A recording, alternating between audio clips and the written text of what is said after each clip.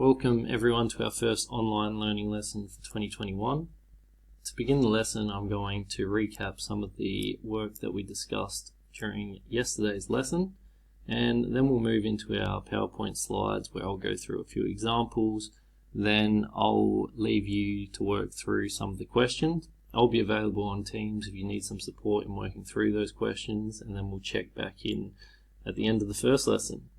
So just to recap some of the key points from yesterday, we discussed the difference between scalar and vector quantities, and we spoke about how scalar quantities only involve magnitude or size, but they don't indicate a direction that a particular force or speed may be acting in.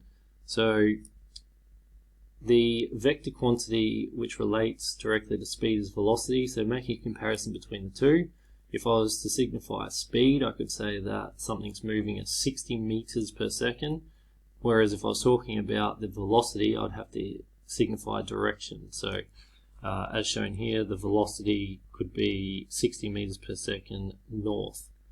And we know that we can denote vector quantities using the arrow or the hat above the quantity. We then spoke about a few of the different scalar and vector quantities that we'll be using commonly in our study of linear motion. So these should have all been noted in your exercise books. We spoke about the SI units for each of them. So for example, for distance and displacement, we know that the SI units are meters, whereas when we're talking about speed or velocity, it's meters per second. Acceleration is meter per second squared, and time, the SI units, are seconds.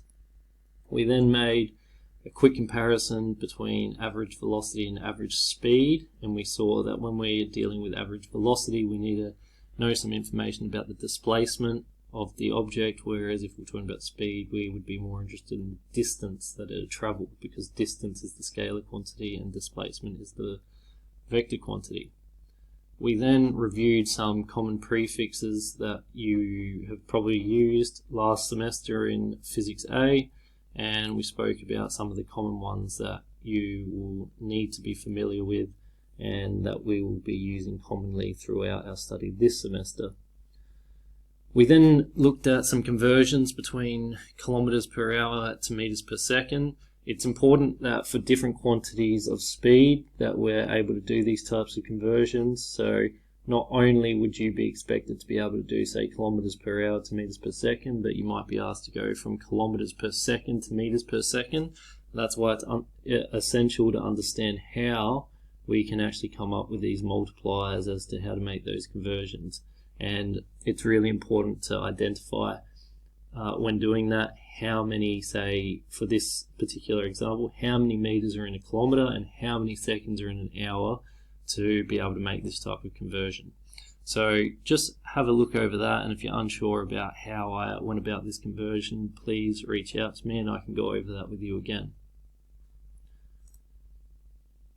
So looking at today's work, again, we did discuss yesterday the difference between average velocity and average speed. So in worked example A, we're going to apply these formulas that we looked at. So in worked example A, Judy is a very fast runner. She can complete 100 meters in 10 seconds. Calculate her average velocity. So it's always good practice to write down any information which is given, write down the formula that we're intending to use, and then substitute the values into the formula. When we're working in tests or exams, it's really important that we get in the habit of doing this, so then we can ensure that we are putting ourselves in the best position to get all possible marks in the question. So let's have a go. She completes 100 meters in 10 seconds. So I'll start off by writing the information I know. So I know that she travels 100 meters, and I know that the time that she does this in is 10 seconds. Therefore, the quantity that I'm trying to find is average velocity. So I've written all of the information that I know in this example. Now I'll write down the the formula which I'm intending to use. So we're going to use the average velocity formula. So the average velocity is given by the displacement over the time. Now I'm able to substitute in my values. I know that Judy travels 100 meters. Now I'm just going to write my units to the side and I'll show you why in a second. Over the time period, which was 10 seconds. And we can see 100 divided by 10 is just 10. And now our units of each of these quantities help us to determine what the units of our unknown quantity are. So we can see that we have meters per second. So she traveled at a speed of 10 meters per second. And since they asked for a velocity, we need to indicate a direction. So I might say to the right of the page, considering that in the example they indicate that that is the direction in which she's moving. So I would like you to have a go at example 1 in your own time.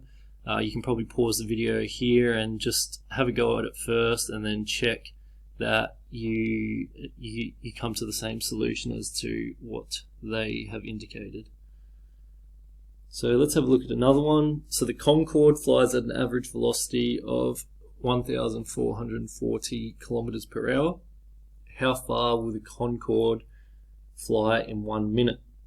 So again, we actually briefly discussed the Concorde yesterday. We know that the Concorde is an aircraft which can travel at a velocity faster than the speed of sound. And just something interesting to note here is the fact that we have been given units which are not the SI units which we would normally use in physics. So therefore, when I'm working through this particular question, I need to make sure that I'm aware of the units and I'm able to convert between units if need be. So since it travels at a speed of velocity of 1,440 kilometers per hour, I'll write down this information.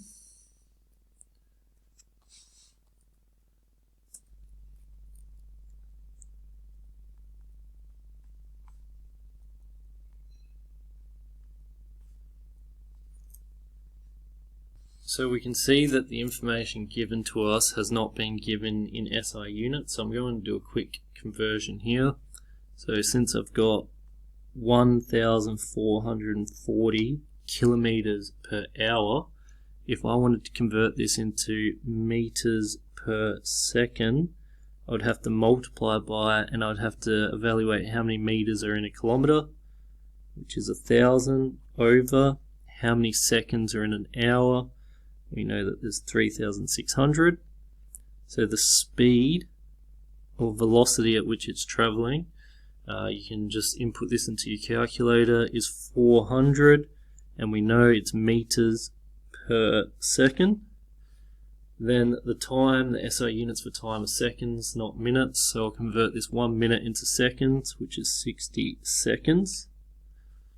And now I'm better positioned to work out how far the aircraft has traveled in that time period.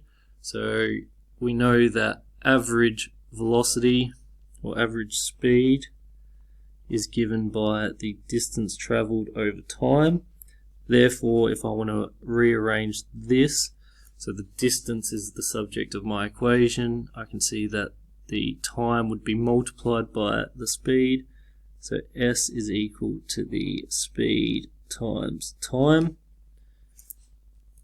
And then I input my values. So my average speed is 400 meters per second times my time period is 60 seconds, which is equal to 24,000 meters. So I know that the plane has traveled 24,000 meters, or since I know that there's 1,000 meters in a kilometer, it's traveled 24 kilometers in that time period. So for the remainder of this first lesson, what I'd like you to do is have a go at these 5 questions listed. When you are working through question 4, please show the value which you're multiplying by. Again, to do these types of conversions, you need to consider to yourself, if I'm going from, say, kilometers to meters, how many meters are in a kilometer, or vice versa, to assist. So I'll be available on Teams if you need some assistance with those. Otherwise, if you feel like you're confident working through those at your own pace, you can log out of Teams and have a go at them, and then I'll be on standby if you need my assistance. At the end of the first lesson, we'll check back in and we're actually going to go through a little more content.